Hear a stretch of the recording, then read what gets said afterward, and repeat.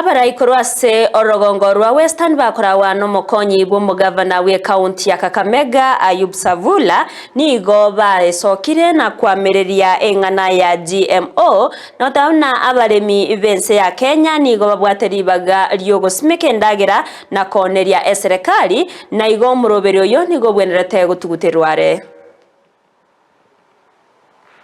Government ipatie wakulima mbolea na mbegu.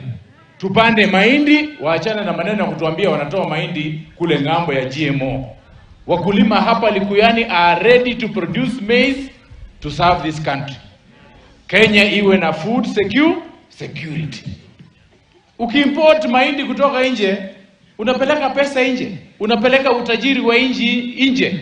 Ruto alianza vizuri, akafanya maneno ya mbolea, akareduce bei.